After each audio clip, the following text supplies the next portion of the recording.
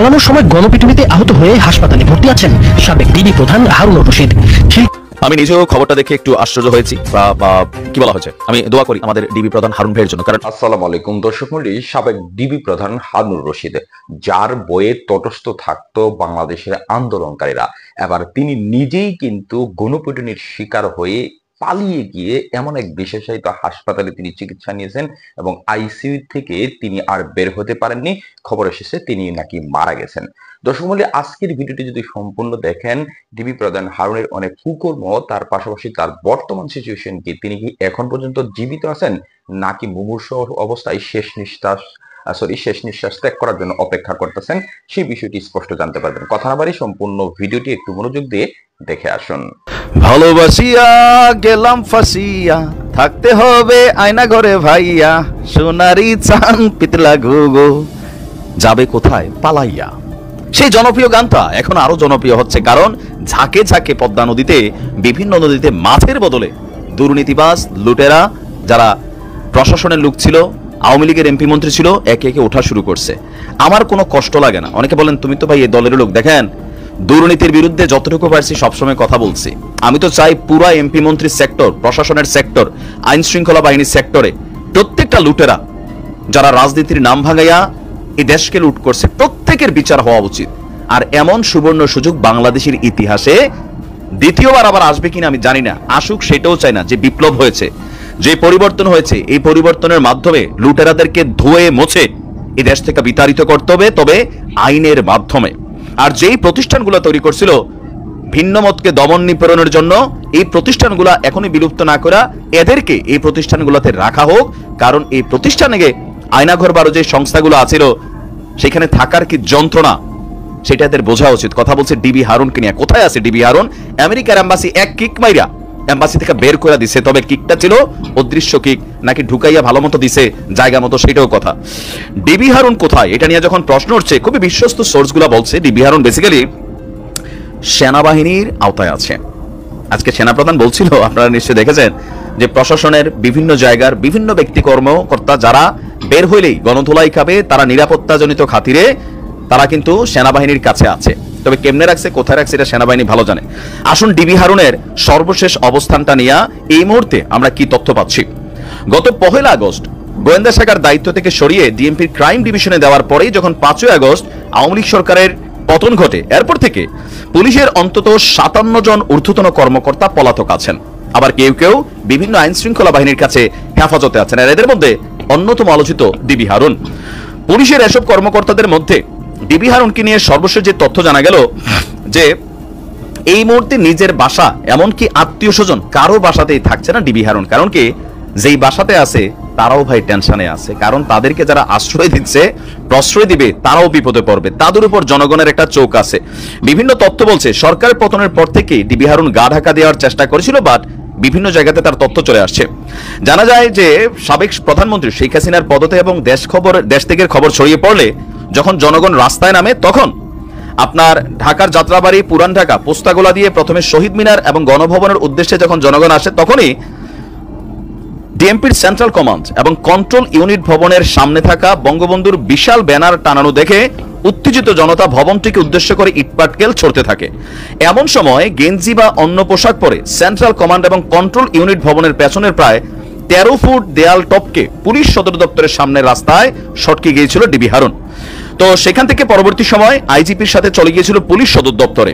এরপর বলছে যে একটি সূত্র, যে তিনি কূটনৈতিক এলাকায় একটি দূতাবাসে বা হাই কমিশনে আশ্রয় নিয়েছিল। 2006 সালে ডিবি লটারিতে আমেরিকার ভিসা পেয়েছিল হারুনের স্ত্রী। বৈধ ভিসা থাকায় সেই সূত্রে আমেরিকা পালানোর চেষ্টা করেছিল ডিবি হারুন। তাকে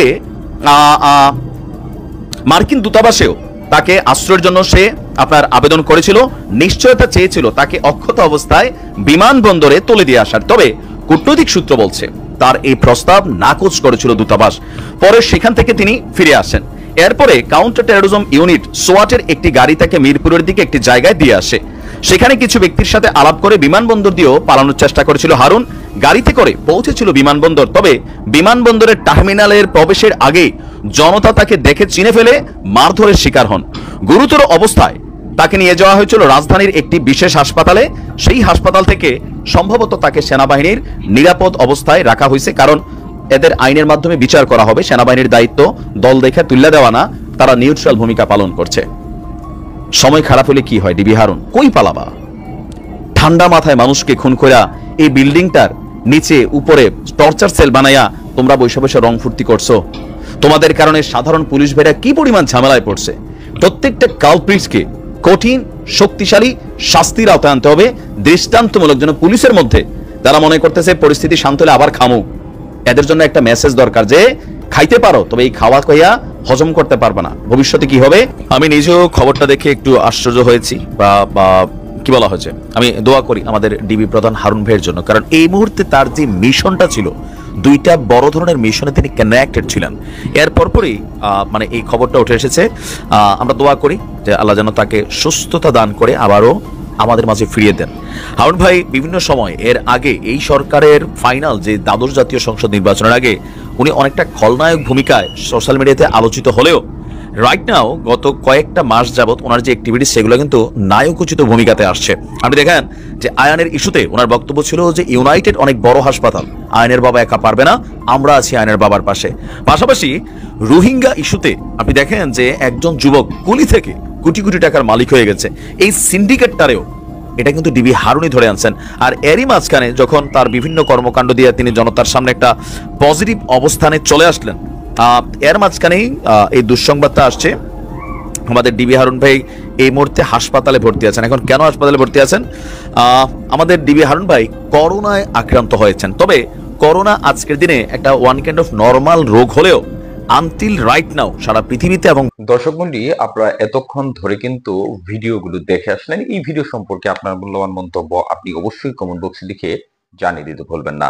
দর্শক মণ্ডলী, ডিবি প্রধান হারুন তার ভয়ে কিন্তু তটস্থ ছিল বিএনপি জামাতের নেতাকর্মীরা। বিশেষ করে তিনি যেভাবে যখন প্রথমে 14, 15, 16, 17 জুলাই যখন আন্দোলন তীব্র থেকে তীব্র হলো এবং অসংখ্য ছাত্র জনতা পুলিশের গুলিতে মারা গেল, তারপর তিনি সরাসরি সাংবাদিকদের সামনে এসে বলেছিলেন যে বিএনপি জামাত যেভাবে পুলিশকে মেরেছে, চিন্তা করে দেখুন তারা মারলো ছাত্র জনতাকে।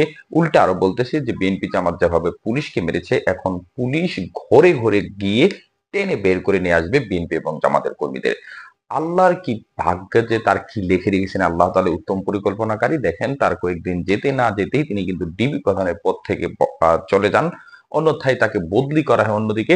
এবং পরবর্তীতে তিনি কি দিনটাই না দেখলেন, 5ই আগস্ট বিকাল বেলা যখন বিভিন্ন ভাবে হন্য হয়ে ঘুরতেছিলেন কিভাবে তিনি পালাতে পারেন, বিদেশে যাবেন, অমুক জায়গায় যাবেন, কিন্তু কেউ তাকে কিন্তু এই নিশ্চয়তা দিচ্ছিল না যে আপনি এখানে আসেন।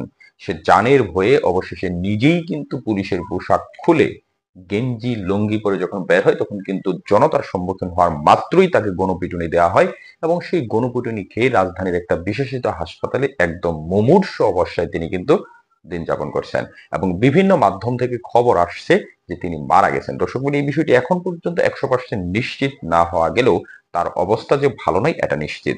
কারণ তাকে যেভাবে মারধর করা হয়েছে সেটার একটা ক্লিপ কিন্তু সামাজিক যোগাযোগ মাধ্যমে ভাইরাল হয়েছিল এবং সেখানে দেখা যায় যে জনতা কিন্তু তাকে টেনে হিচড়ে একদম যার যেভাবে ইচ্ছা কিল ঘুষি লাথি দিয়ে তাকে কিন্তু আইসিইউতে পাঠিয়ে দিয়েছে।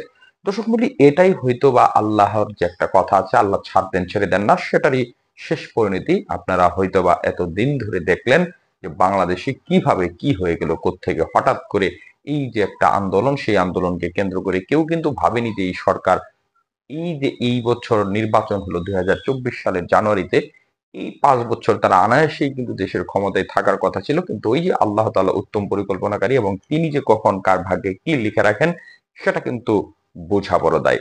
দর্শক মণ্ডলী, এই বিষয়গুলোতে বিশেষ করে ডিবি প্রধান হারুন এবং আরো যারা পুলিশ কর্মকর্তা রয়েছে, যারা এই সরকারের আমলে অনেক বেশি মানুষের উপর অত্যাচার নিপীড়ন চালিয়েছে, তাদের সম্পর্কিত আপনাদের কাছে যে তথ্য রয়েছে সেই তথ্যগুলো অবশ্যই আপনারা কমেন্ট বক্সে লিখে জানাবেন।